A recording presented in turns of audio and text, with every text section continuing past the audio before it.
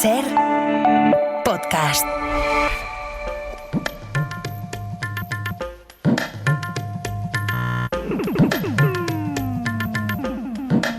En la cadena Ser, Punto de Fuga. Con Pablo Morán. Hola a todos, bienvenidos a Punto de Fuga. Hoy queremos hermanarnos con una emisora histórica sobre la que pesa la amenaza de cierre.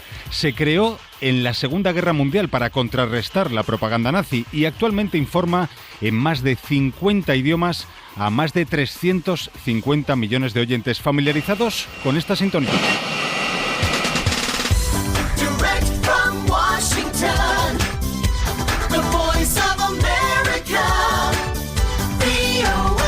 Es Voice of America, un emblema de la libertad de información en la que ahora mismo se escucha poco más que esto. Se escucha poco más que esto porque Trump ha firmado una orden para cortar la financiación a esta y otras emisoras similares con la excusa de combatir aquello para lo que fueron creadas. Dice Trump que su cierre contribuirá a garantizar que los estadounidenses no sigan pagando la propaganda radical. Esto no es más que otra batalla dentro de su gran cruzada de Trump contra los críticos. Los más de 1.300 periodistas de plantilla que trabajan en la emisora han emprendido ahora una batalla legal para evitar la desaparición de este medio convertido en un símbolo de la llamada diplomacia blanda norteamericana. Tiene décadas de historia que vamos a repasar con Manuel Reyes. Fundada para luchar contra el relato del eje en plena Segunda Guerra Mundial, Voice of America es una gran prueba del poder blando que Estados Unidos amasó en el siglo XXI. Comenzó a emitir a la par de la entrada plena del país en el conflicto en diciembre de 1941 desde San Francisco hacia Filipinas, que había sido invadida por el Imperio japonés.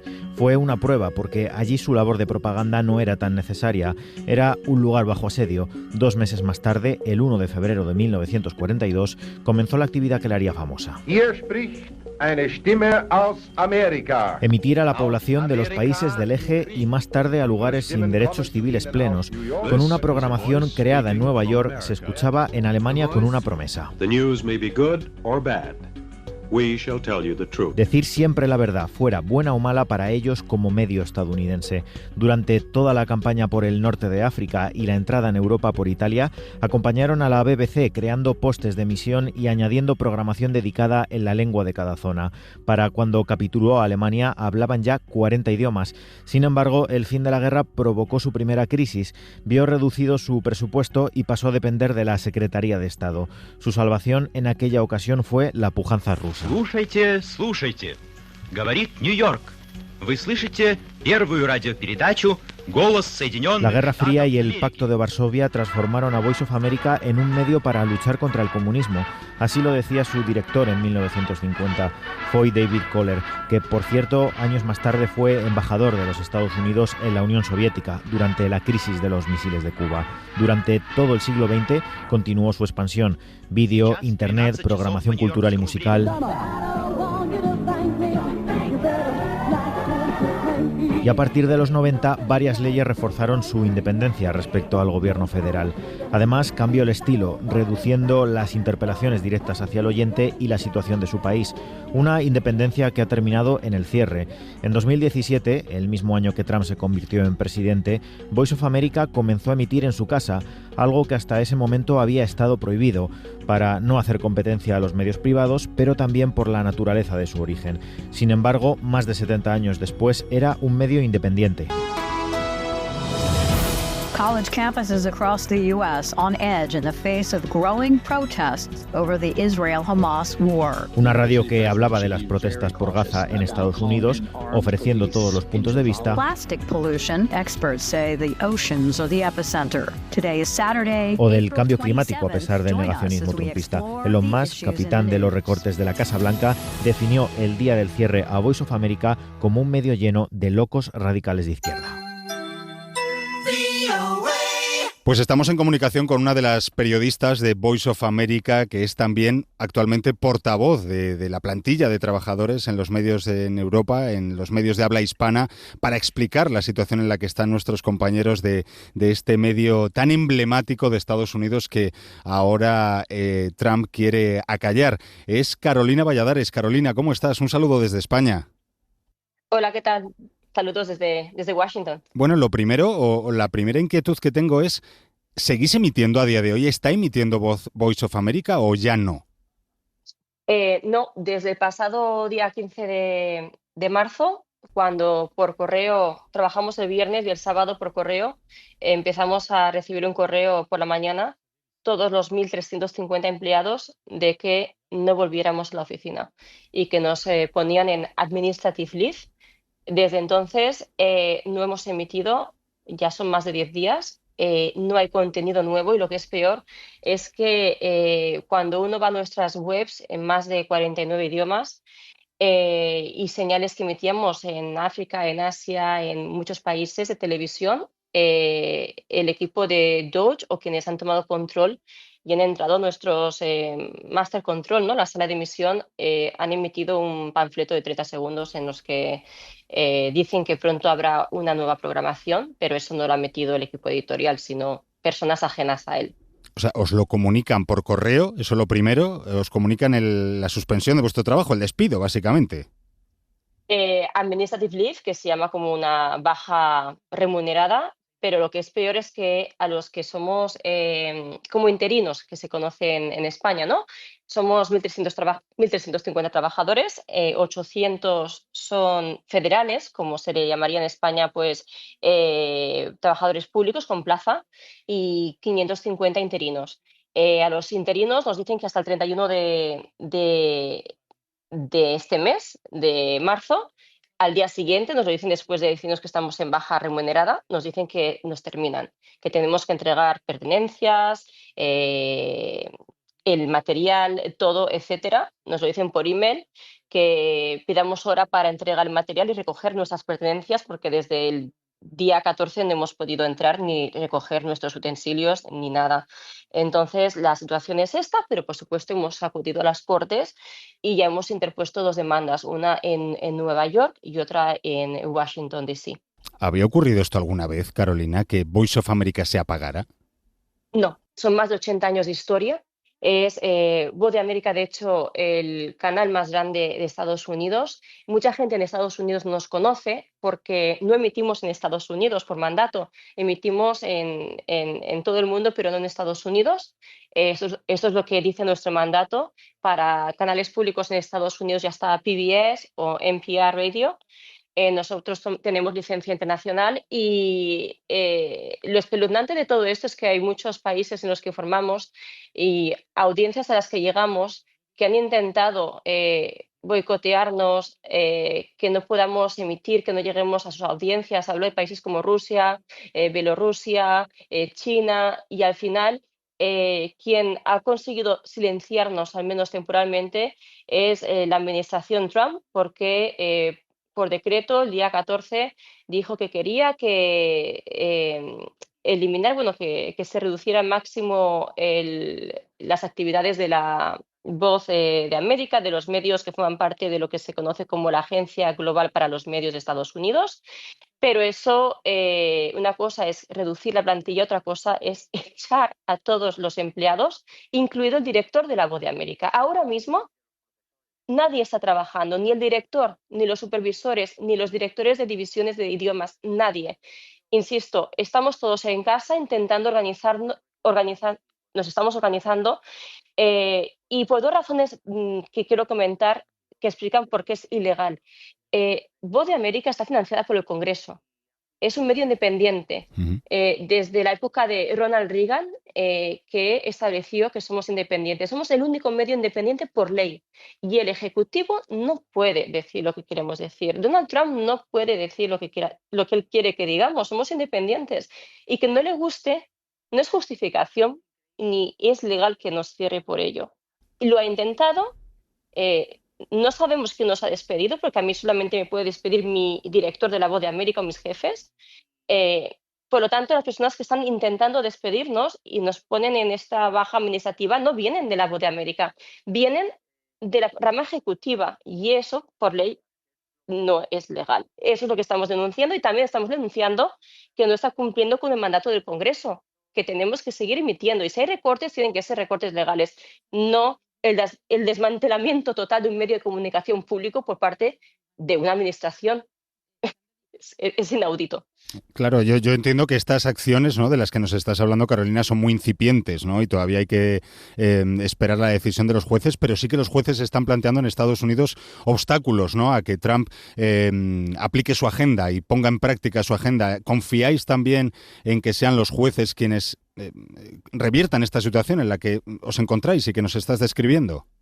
Realmente confiamos en que cualquier acción ilegal sea frenada por la Corte. Hemos pedido lo que se conoce junto con las demandas un Temporary Restraining Order, que en español se diría como una orden de protección temporal, que pararía el reloj. Esperamos que la audiencia en Nueva York nos otorgue esa protección, que duraría unos 20 días, y luego esperemos que haya una protección de más larga duración, que nos proteja menos, que no seamos despedidos. Esto es lo que esperamos, que se frene el reloj, que se eviten los despidos, y sobre todo que la voz de América pueda seguir emitiendo. Es que cuando yo ahora estoy en casa, yo tendría que estar trabajando, tendría que estar cubriendo la Casa Blanca, estoy en mi casa. Tenemos una audiencia de 360 millones de personas, ya sea en televisión, radio, digital, en 49 idiomas, en África, Asia, América Latina.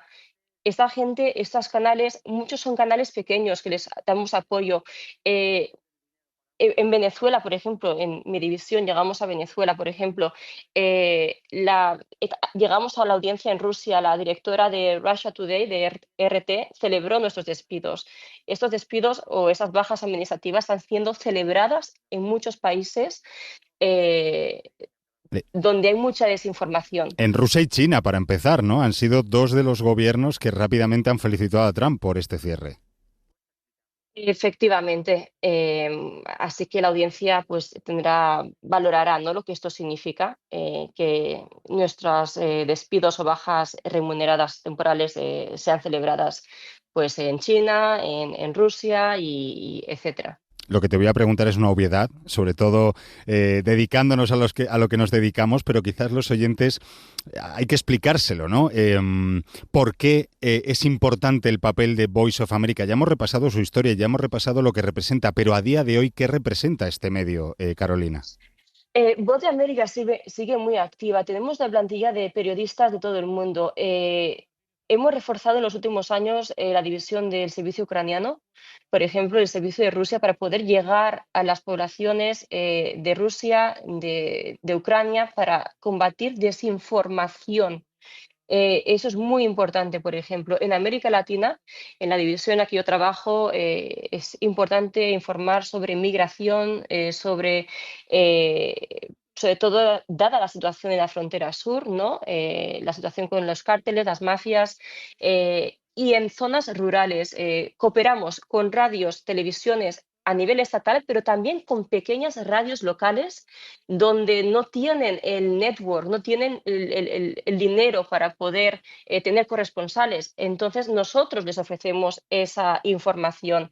Y eso es muy importante porque llegamos a muchos lugares de América Latina y nuestro mandato es que seamos independientes. Entonces ahí radica nuestro valor, que por ley hemos de ser independientes. Que no le gustemos a la administración Trump no quiere decir que no seamos independientes, simplemente que no le servimos sus intereses propios de él o de su administración, pero no quiere decir que no seamos independientes, simplemente pues que no le gustamos. Hay que explicar también, o hay que destacar, Carolina, que Voice of America no es el único medio afectado por esta decisión de Trump.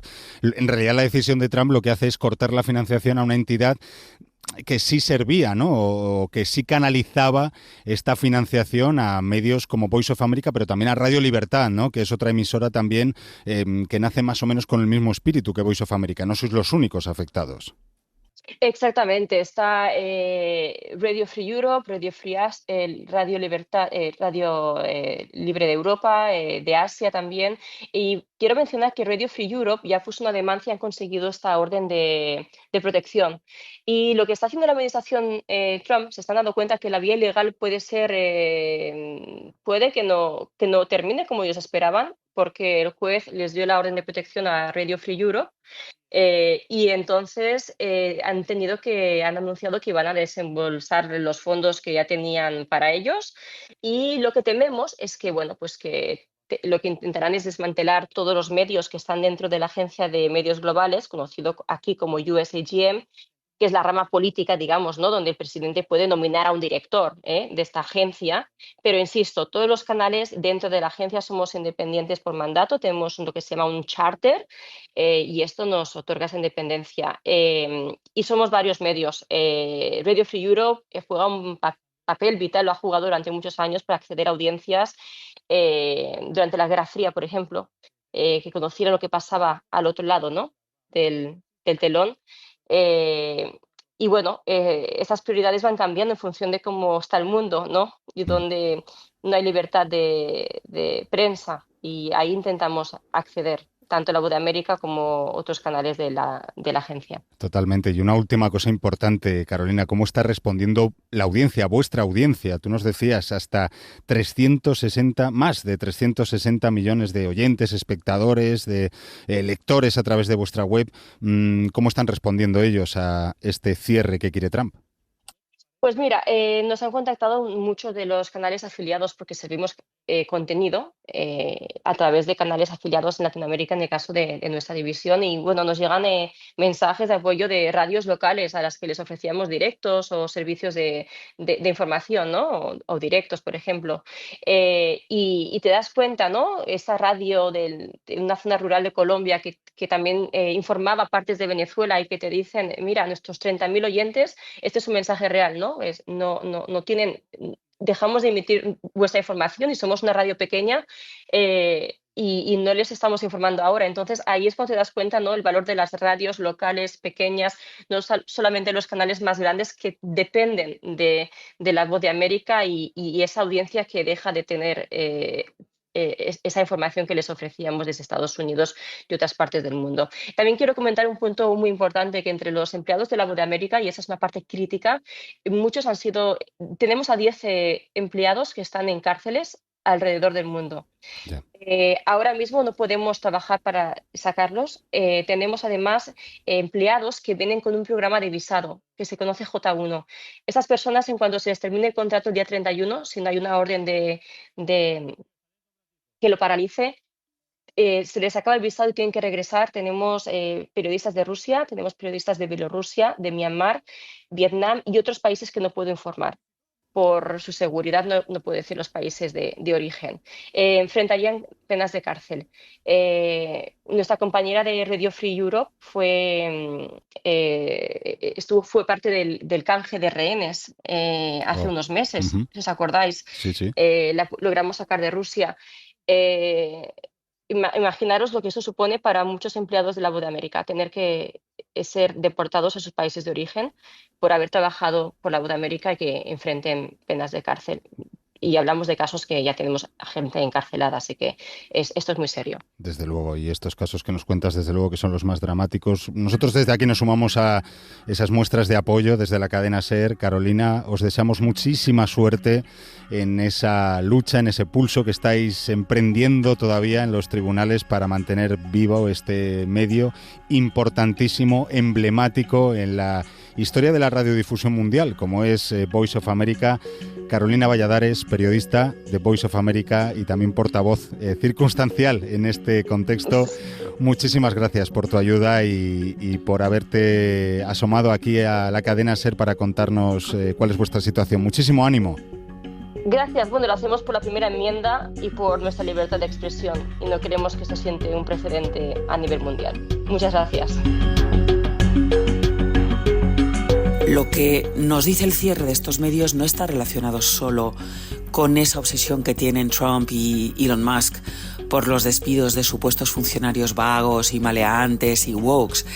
Tiene que ver con el fin de una era, con el fin de la llamada diplomacia blanda, con la que Estados Unidos defendía los valores de la democracia en áreas tradicionalmente de influencia comunistas, en Europa, en Asia, en Cuba, y es un claro mensaje de que el orden mundial ha cambiado y de que la defensa de las libertades fundamentales ya no es una prioridad de Estados Unidos.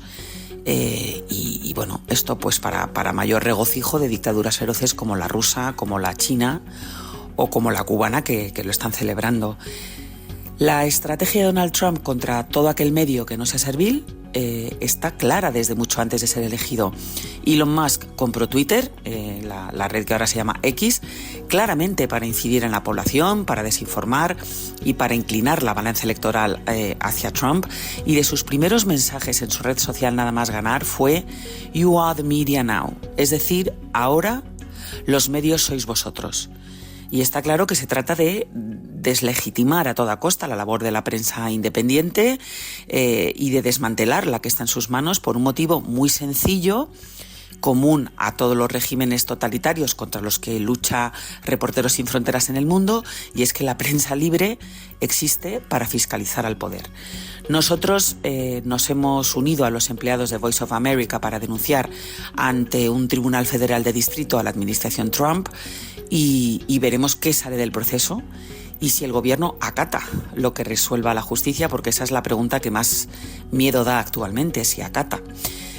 La verdad es que cuesta aún hacerse a la idea de que Estados Unidos, que ha sido un modelo en libertad de información y de expresión para generaciones, empieza a ser un país problemático para nuestra organización, a la altura de países autoritarios y bueno, de que lo que conocíamos hasta ahora pues se ha terminado.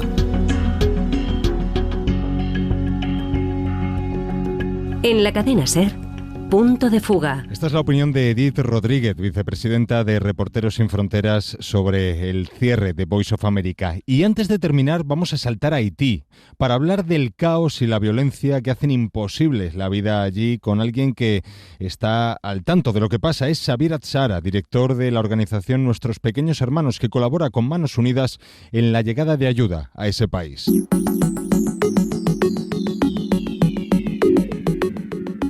200 grupos armados, estamos hablando de unos 300 soldados, tienen atemorizado a 13 millones de personas, 13 millones de haitianos. Viven bajo el control de esos 200 grupos armados.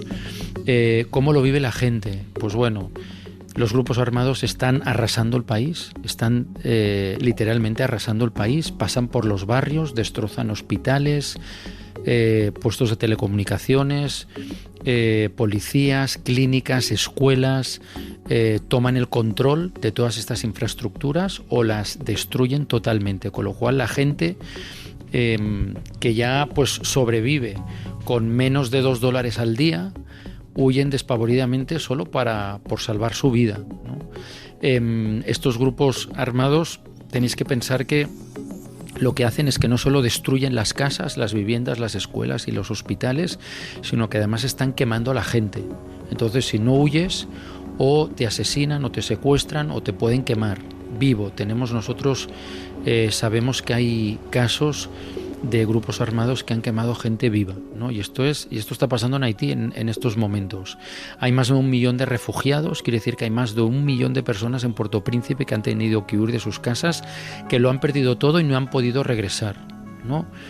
Lo han perdido todo, quiere decir que no tienen comida, no pueden acceder a un lugar seguro donde poderse resguardar, están buscando iglesias o están buscando, por ejemplo, pues lo que nos ha pasado a nosotros, ¿no? Hemos recibido hace 10 días aproximadamente, recibimos más de 400 refugiados en una casa hogar que tenemos en las montañas en Kenskof. 400 refugiados, 392 exactamente, de los cuales 145 eran niños entre 0 y los 12 años, y las familias huían de la violencia extrema provocada por el enfrentamiento de un gang, ¿no? Que son grupos de bandidos que estaban arrasando con una zona de telecomunicaciones, y la policía local y la misma policía haitiana que trataba de repeler, ¿no? Pues ese ataque. Entonces la gente pues sencillamente huyó hacia la carretera que sube por las montañas de Kenskof, llegó a nuestra casa hogar y nos pidió ayuda encarecidamente. Abrimos las puertas, entraron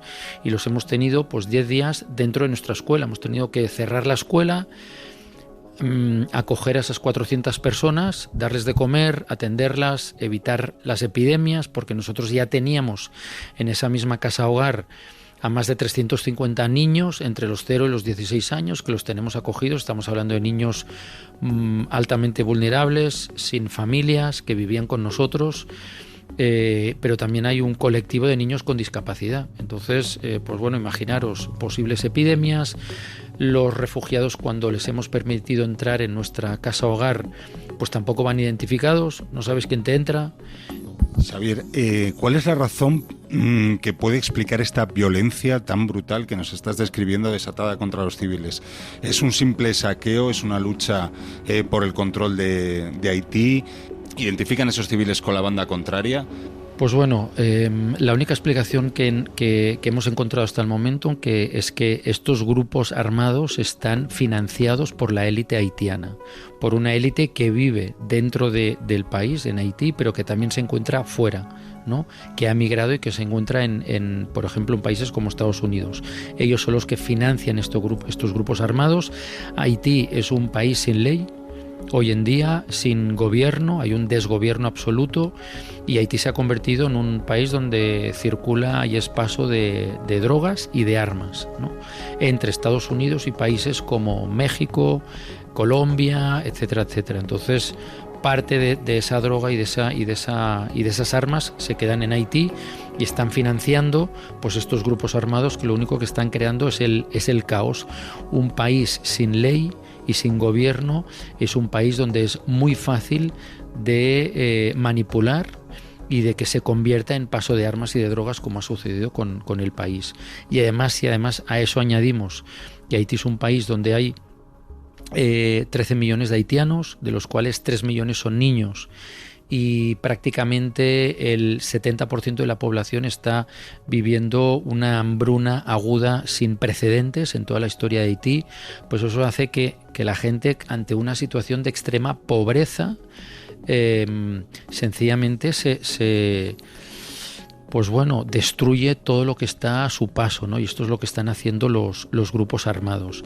También hay el problema de la gente joven, ¿no? Haití está viviendo una situación tremenda.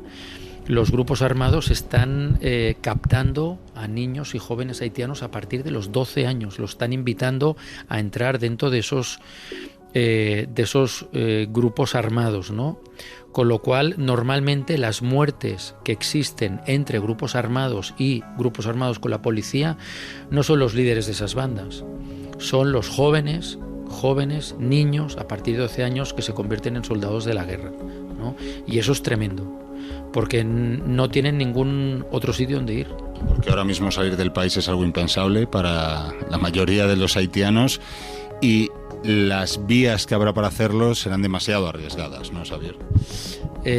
Los aeropuertos, es decir, la vía terrestre, marítima y aérea están cerradas, oficialmente. Esto no quiere decir que haya gente que vía terrestre pueda llegar a la República Dominicana por ciertos pasos fronterizos, ¿no? Es decir, que eso puede suceder. La vía marítima imposible, no se puede, y la vía aérea tampoco. Pero los haitianos, la única vía que pueden pensar es la vía terrestre hacia la República Dominicana, todo y que la policía dominicana y el gobierno dominicano pues tiene mucho cuidado de que realmente no haya una entrada de refugiados masiva a su país. Xavier Azara, muchísimas gracias por describirnos y por contarnos cómo está la situación en Haití. Gracias a vosotros, y lo que necesitamos sobre todo es que la gente sea consciente del drama que se está viviendo en Haití y que necesitamos toda la ayuda posible.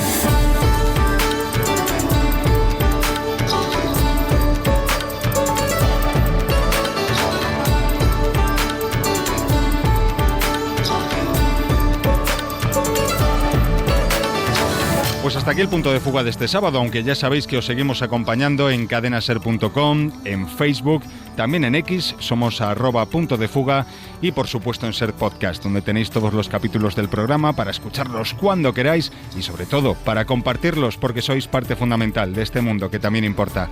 Hasta el sábado que viene. Adiós. Para no perderte ningún episodio, síguenos en la aplicación o la web de la Ser, Podium Podcast o tu plataforma de audio favorita.